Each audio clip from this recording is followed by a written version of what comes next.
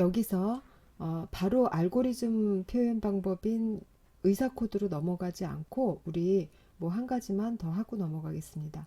왜냐하면 이 순서도라는 거를 이용해서 반복 구조를 이해하는 것이 가장 쉽고 이 기본을 나중에 어렵다고 하는 재규 함수에까지 그대로 활용할 수 있기 때문에 이 기본을 아주 철저하게 이해를 하고 지나가시기를 바라서 한번 해보려고 해요.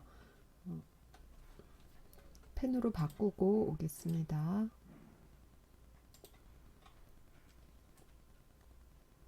예, 반복 구조를 만들려면 세 가지 조건이 필요합니다. 반복 구조를 한번 만들어 볼게요. 아까 5바퀴를 도는 반복 구조를 한번 했었죠. 반복 제어 변수 초기화라는 거죠.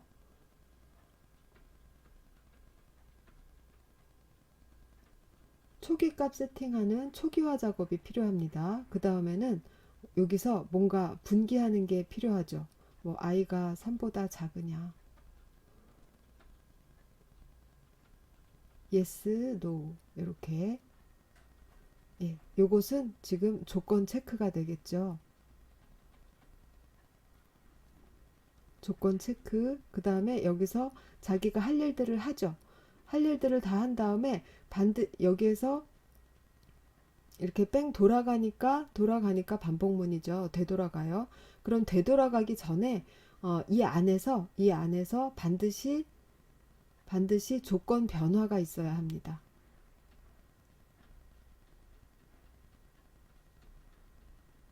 조건 변화. 즉 여기에서는 조건이라는 게 i가 조건이기 때문에 i 뿔뿔이에요. 기본인 것 같지만 자 봅시다. 다시 한번. 초기화라고 하면서 i라는 변수의 값을 넣었어요. 그러면 지금 i로 컨트롤 하겠다는 거예요. 이 반복은. 그리고 여기서 조건 체크하면서 i는 3보다 작으냐 이런 조건을 썼어요. 이 조건문에서 3은 변할 수 없잖아요. i밖에 변할 것이 없죠. 3은 상수, i는 변수. 그렇다면 i가 3보다 작은 동안 얘는 도는 겁니다. 그러면 조건 변화라는 건 당연히 여기에서 변할 수 있는 i가 변해야 되는데 반드시 플러스 방향으로 변해야 되죠. i가 3보다 작은 동안 도는데 i가 마이너스 방향으로 변한다 그러면 무한 루프가 되겠죠. 이거는 조건 체크나 조건 변화가 아무 의미가 없는 움직임이 됩니다. 그래서 이 조건 체크에 맞는 조건 체크가 결국에는 yes로 될 수밖에 없는 방향으로 조건 변화가 반드시 일어나야 됩니다. 어디에서? 이 루프 안에서. 아주 기본인 것 같고 당연한 것 같지만 이 원칙을 지키면 복잡한 이중 루프를 돌린다던가 아주 복잡한 루프를 돌린다던가 아니면 재규 함수를 돌린다던가 이럴 때도 이 세 가지 초기화, 조건 체크, 조건 변화 이 세 가지의 조건만 충족시킨다면 안전하게 반복문을 만드실 수가 있어요. 이 그림 잘 기억해 둡시다. 앞으로도 몇 번 강의 시간에 또 반복해서 나와요.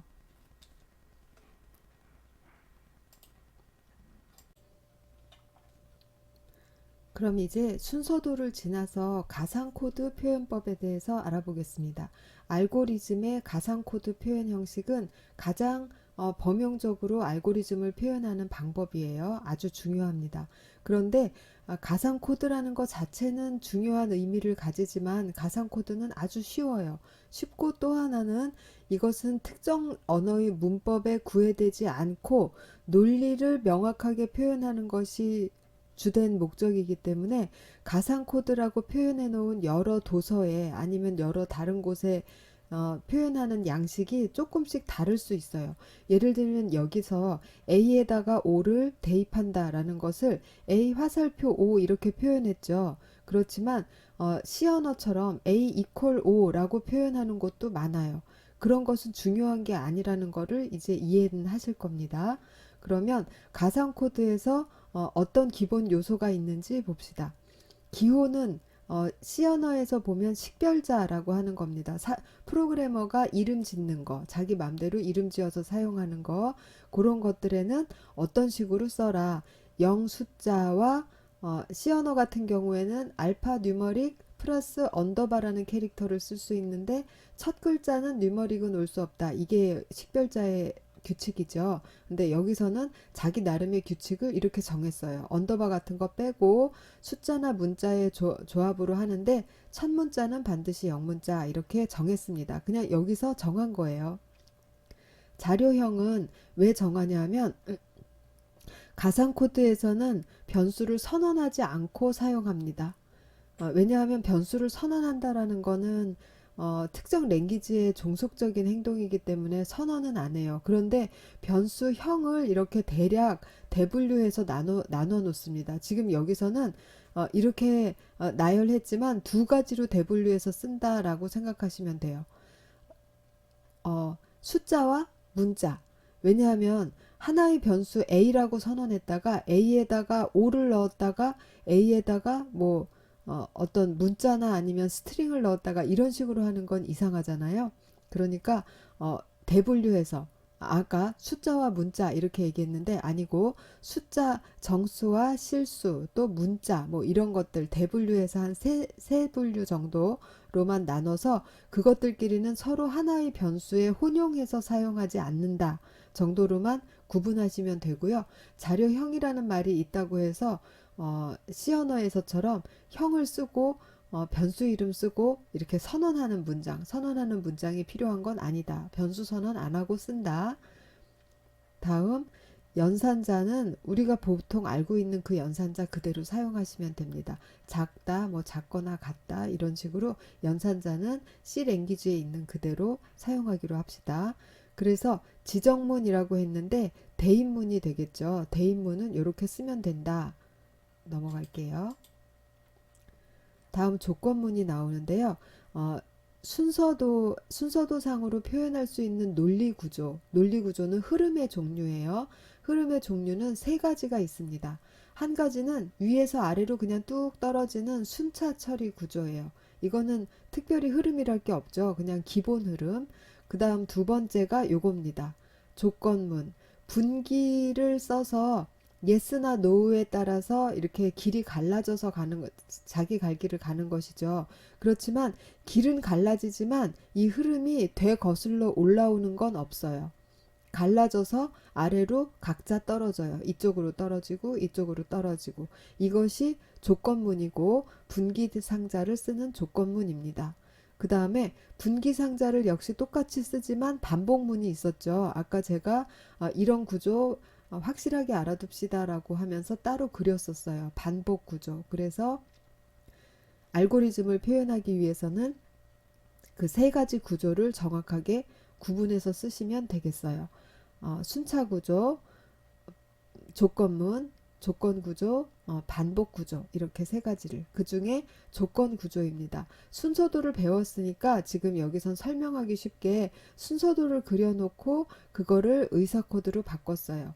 처음에 1학년 학생들한테 1학년 1학기에 이제 C 언어를 배우는 단계에서 이 방식으로 이 순서대로 가르치죠. 순서도를 그리게 하고 이 순서도를 의사 코드로 바꾸게 하고 의사 코드를 프로그래밍 랭귀지로 바꾸게 합니다. 그래서 그 순서를 따라가고 있는 거예요, 지금. 이렇게 생긴 것은 if, then, else라는 키워드를 이용해서 이렇게 작성하면 의사 코드다.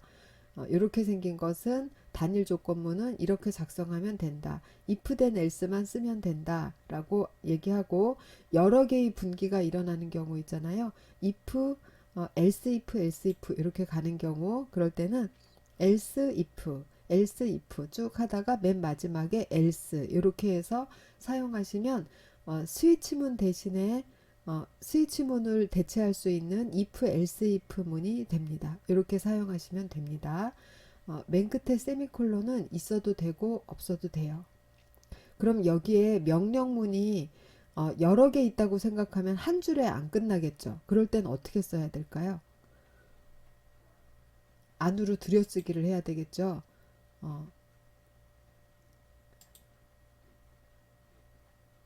자, 명령문이 하나가 있다. 그럼 여기다가 쓰면 되는데 잠시만요. 제가 다시 들어와서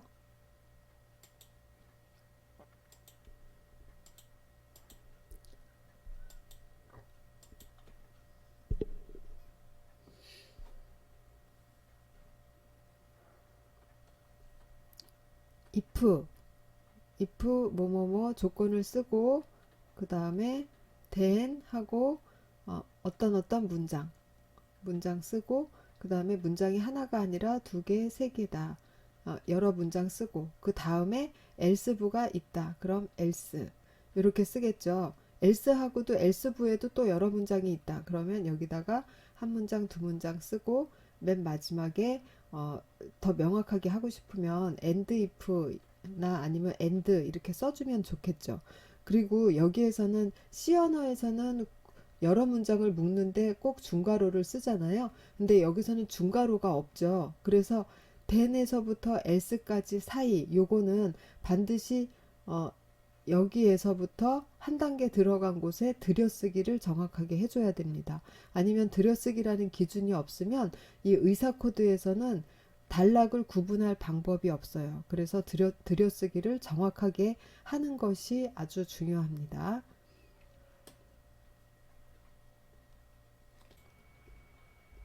그래서 이제 중첩된 if문을 사용해서 평균 점수에 따라서 등급을 계산하는 방법이 나왔어요. 더 간단하게 계산식으로 할 수도 있지만 여기선 if, else if를 이용하는 구문으로 했습니다. if 90점 이상이면 그레이드에 A를 넣고 80점 이상이면 B, 70점 이상이면 C, 그 외는 전부 F 이렇게 넣는 코드를 지금 순서도상으로는 이렇게 생겼는데 알고리즘 표현으로는 이렇게 되었다. 가상 코드로는. 그럼 지금 여기에서도 벌써 이 정도 복잡도만 되어도 순서도상으로 하는 거하고 가상 코드로 하는 거하고 분량의 차이가 많이 나고 있죠. 이렇게 표현할 수 있다라고 아시고 다음은 중첩된 if문을 사용하는 대신에 케이스문을 사용하면 편하다라고 하는데 지금 이 케이스문 신텍스가 C 언어하고 달라서 또 우리가 별도로 이걸 외워야 되잖아요. 그런데 케이스문이라는 거는 지금 else if문으로 대체가 가능하죠. 그래서 케이스문은 배우지 말도록 합시다. else if로 표현하는 것으로 해요. 나중에 구현할 때는 C 언어로 구현할 때 그러니까 추상화된 알고리즘을 프로그래밍 언어로 구체화할 때는 본인의 취향에 따라서 케이스문으로 하시면 됩니다. 넘어갈게요. 다음 반복문. 아까 제가 중요하다고 했던 이 반복문을 돌리는 세 가지 상자가 눈에 보이시나요? 1번 상자, 2번 상자, 3번 상자. 이 세 개의 상자가 있어야 반복이 돌아간다고 했죠.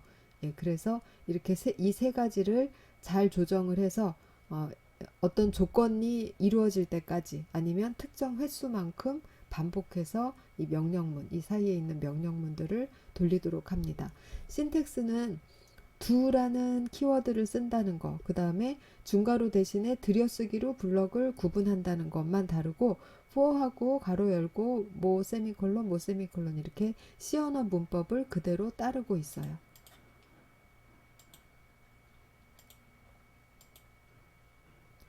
그리고 for도 있지만 while문도 있잖아요. while에서도 조건식 do 이렇게 했는데 지금 이게 지금 앞에 있는 그림하고 달라진 것처럼 보이죠.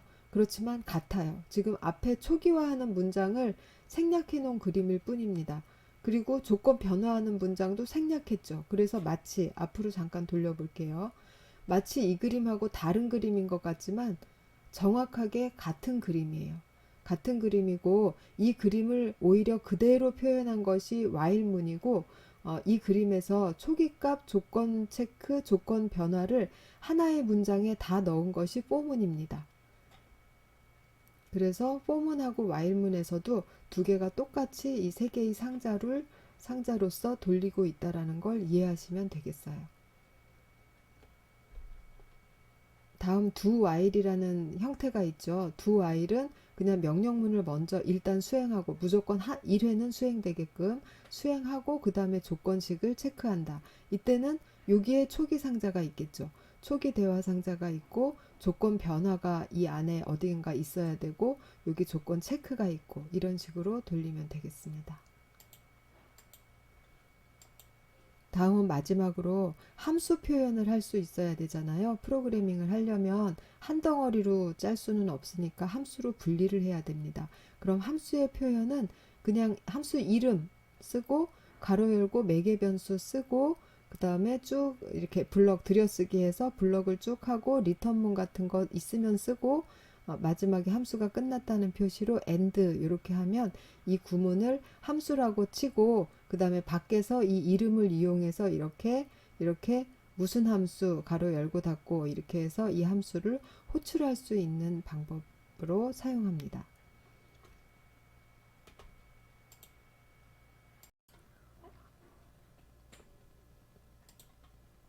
알고리즘 성능 분석 방법에 대해서 말씀드리겠습니다. 일단 어떤 알고리즘이 있다. 일상생활의 일을 추상화해서 그것을 알고리즘으로 표현했을 때 그 알고리즘이 얼마나 성능이 좋냐라는 분석을 하는 기준으로는 이런 것들이 있겠죠. 정확하냐, 명확하냐, 수행량은 어떠냐, 메모리 얼마나 사용했냐, 최적화되었냐라는 것이 평가 기준이 될 수 있겠는데요. 이러한 지금 알고리즘의 성능 분석하는 가장 많이 쓰이는 방법은 빅5라는 표기법이 있습니다. 그래서 맨 마지막에 빅5 표기법에 대해서 나올 텐데 왜 빅5 표기법을 사람들이 인정하게 되었느냐라는 이 알고리즘을 성능 분석하면서 그 비고 표기법까지 가게 되는 그 흐름을 따라오는 것이 중요합니다.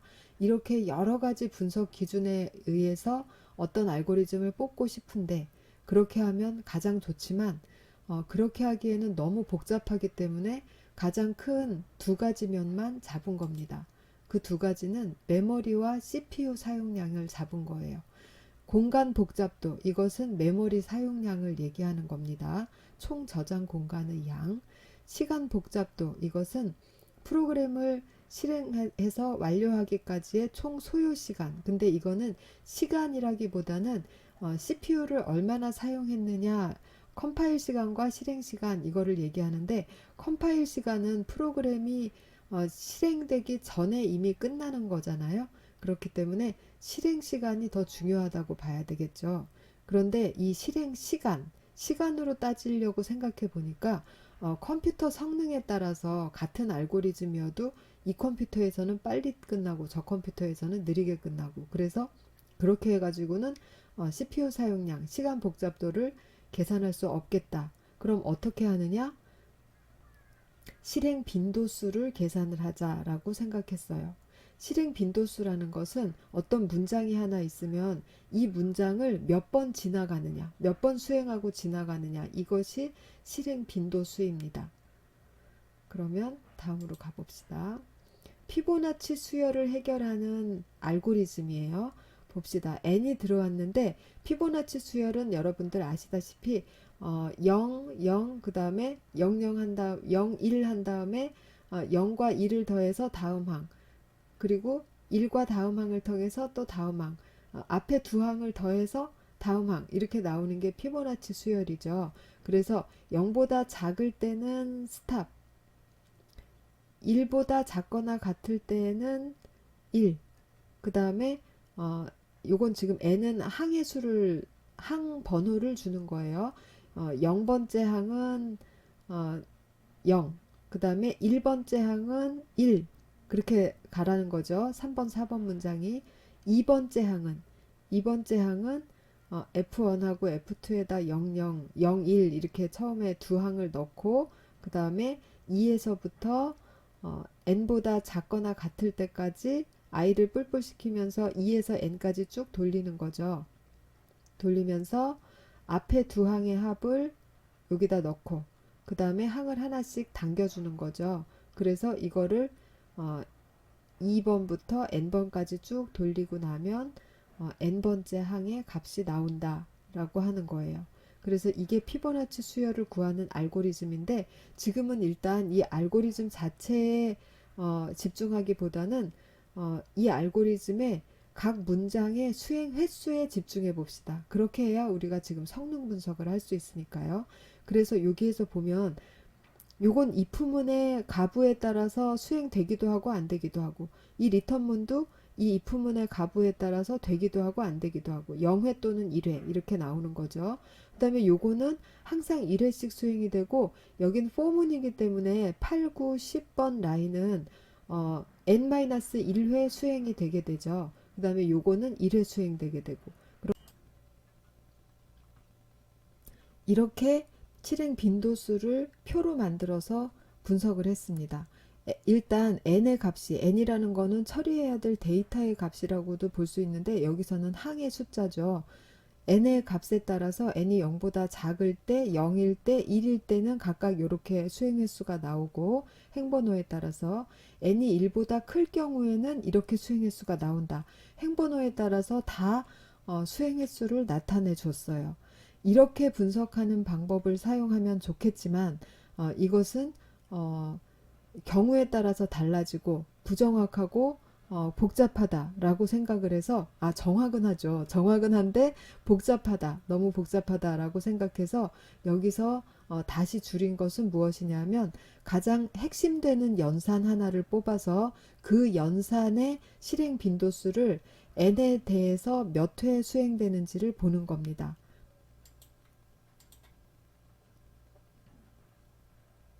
예, 그래서 빅5 표기법과 잠깐 뒤로 한번 넘겨보겠습니다. 빅오메가 빅세타 표기법이라는 것이 있는데, 먼저 빅5를 많이 사용하니까 뒤에 있는 걸 먼저 볼게요. 빅오메가라는 것은 함수의 하한을 표현하기 위한 표기법. 이것은 어, 일단 시간 복잡도라는 것을 표현하는 건 세 가지가 다 똑같아요. 빅오메가라는 것은 적어도 이 수행 시간은 거쳐야만 끝난다. 그러니까 이거보다 더 적은 수행 시간을 가질 수는 없다라는 하한선을 표현하는 것이고, 세타 표기법이라는 것은 정확한 차수를 표현하는 표기법이에요. 근데 이 정확한이라는 것이나 정확하다는 것이나 평균이라는 것은 내기가 아주 어렵기 때문에 앞으로 지금 빅5라는 표기법을 쓰는 것입니다.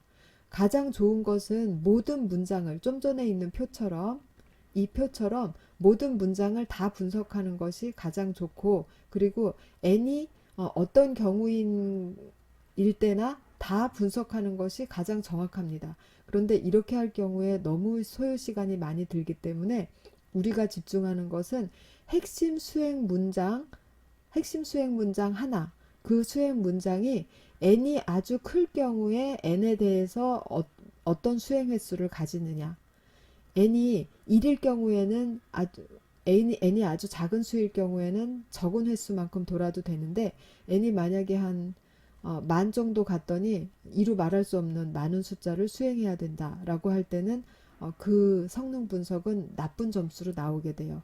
n이 클 경우에 얼마나 효율적으로 도느냐가 중요합니다. 그래서 빅5 표기법이라는 것은 아까 그 하한을 표시하는 표기법이 있었는데, 이건 반대로 상한입니다. 그래서 최악의 경우에도 이 수행 시간 안에는 이 알고리즘은 분명히 끝난다 라고 보장하는 것이 빅5 표기법이에요. 그래서 이 실행 빈도수는 n은 처리해야 될 자료의 개수입니다. 이 n에 대해서 몇 회를 그 핵심 수행 핵심 문장이 수행되느냐라는 것을 나타내는 거예요. 그럼 여기서 중요한 것이 핵심 문장을 무엇으로 볼 것이냐가 일단 중요하겠죠. 예를 들면 정렬하는 알고리즘이라고 해봅시다. 정렬하는 알고리즘의 경우에는 두 개의 항을 서로 비교하고 필요시에는 두 항을 서로 교환하고, 이 작업을 계속 반복하는 것이 정렬이에요. 그럼 정렬에서는 두 개의 중요한 연산이 이루어지는 거예요. 비교와 교환, 이 두 개가 있는데, 이 두 개 중에 어느 것을 기준되는 문장으로, 중요 문장으로 볼 것이냐. 보통은 비교하는 문장을 중요 문장으로 봅니다. 그럼 비교문이 몇 회 수행되느냐가 그 알고리즘의 성능을 분석하게 되는 겁니다. 핵심 문장을 선택한다. 그 다음에 그 핵심 문장이 n이 아주 커질 때 몇 회 수행되는지를 본다라는 거예요. 그리고 그렇게 할 때 그거를 n제곱 더하기 2n 더하기 5회 이렇게 표시하는 게 아니라 가장 큰 차수만 선택해서 n제곱 플러스 2n 플러스 5회다. 그러면 2n이라는 항이나 5라는 항은 무시하고 최고 차수인 n제곱만 인정해서 차수가 가장 큰 항에, 그것도 n제곱이 만약에 3 곱하기 n제곱이다 라고 하면 그 3이라는 개수는 생략하고 5의 오른쪽에 괄호 안에 표시하면 그것이 비고 표기법이다 라고 하는 거예요. 그래서 봅시다. 피보나치 수열에서의 실행 시간은 4n 플러스 2인데 여기서는 최고 차수 아닌 항은 빼고 최고 차수에서도 개수는 빼고 n만 남죠. 그래서 피보나치 수열 알고리즘, 앞에서 본 그 알고리즘은 빅5의 n이다 라고 표현할 수 있는 겁니다. 이와 같이 성능을 분석한 결과 빅5 노테이션으로 n일 때, 로그 n일 때 뭐 이런 식으로 어떻게 나오느냐에 따라서 어느 정도 우리가 이게 사용 가능한 알고리즘인가 라는 거를 판단하는 기준이 있어야 되겠죠. 지금 여기 보시면 로그 n이라는 것은 지금 여기 2의 n승 이런 걸 표현하기 위해서 좀 이 세로축을 길게 잡아서 그런데 로그 n의 그래프는 이렇습니다. 이렇게 점점 일어나다가 고개를 숙이죠. n이 커질수록 이렇게 평탄하게 가게 됩니다. 그냥 n이라는 것은 그냥 1대1 그래프죠. 이렇게 쭉 45도로 뻗는 그런 모양을 보시면 되고, n 곱하기 로그 n이다 그러면 살짝 꼬리를 치켜드는 모양이 되고요. n 제곱부터는 꼬리를 많이 치켜드는 그래프가 되죠. 그래서 n의 값이, 이쪽이 n의 값이에요. 여기 n의 값, n의 값이 커짐에 따라서 꼬리를 치켜드는 쪽, 그러니까 n제곱에서부터는 조금 실무에 적용하기에는 어렵다. 성능상. 그리고 n 로그 n까지는 괜찮은 알고리즘이다. 물론 그 알고리즘이 하는 일에 따라서 다르겠지만 그렇게 분류를 하고 있습니다. 그리고 이 순서는 상식적으로나 아니면 조금 생각해 보시면 다 아실 거예요. n보다는 로그 n이 더 작다는 거, n보다는 n 곱하기 로그 n이 더 크다는 거, 그리고 이것보다는 n제곱이 더 크고 n의 몇 승이라는 것은 이제 많이 가는 것이죠. 거기다가 n이 2의 지수승으로 붙게 되면은 이거는 그래프가 이런 식이 되는 겁니다. 그래서 이쪽으로 가면 더 성능이 안 좋은 알고리즘, 이쪽으로 가면 성능이 좋은 알고리즘, 이러한데 이 순서는 알아두셔야 합니다. 이런 걸 문제에서 많이 물어보기도 해요. 예, 여기도 마찬가지 얘기입니다. 여기까지가 실무 적용 가능한 것으로 간주되고 있다라는 얘기입니다. 다음은 과제를 위해서, 과제를 지금 1장이 끝났기 때문에 1장 뒤에 연습 문제 몇 개를 냈습니다. 그런데 여러분들이 과제를 해결하기 위해서 또는 과제랑 상관없이 지금 여기 연습 문제에서 제가 언급하고 싶은 거 해서 두 문제에 대해서 좀 말씀을 드리려고 해요. 화면은 끌까요? 네, 화면 그냥 두고 말씀드리겠습니다. 교재를 펴보세요. 교재의 60페이지에 20번 문항을 봅시다. 보시면 2의 보수 표현이 1의 보수 표현보다 더 널리 사용되는 주요한 이유는 뭔가요? 음수 표현이 가능하다. 둘 다 가능하죠. 십진수 변환이 더 용이하다. 그런 건 없어요. 둘 다 똑같아요. 다음에 보수 변환이 더 편리하다. 2의 보수를 구하려면 1의 보수를 구하는 거랑 똑같거나 아니면 한 단계 더 거치거나 그런 상태이기 때문에 이건 아니죠. 표현할 수 있는 수의 개수가 하나 더 많다. 이거는 진실인데, 왜냐하면 1의 보수는 마이너스 0이라는 표현이 있기 때문에 한 개 더 적게 표현한다고 했죠. 그렇지만 이건 두 번째 이유라고 했어요. 강의 시간에 첫 번째 주된 이유는 무엇이라고 했죠? 예, 2의 보수로는 연산이 가능하다는 거, 그게 가장 주된 이유입니다. 그래서 그렇게 메모를 해 놓으시고요. 그리고 22번을 봅시다. 요거는 다른 슬라이드에서 제가 다른 슬라이드를 켜고 다시 오겠습니다.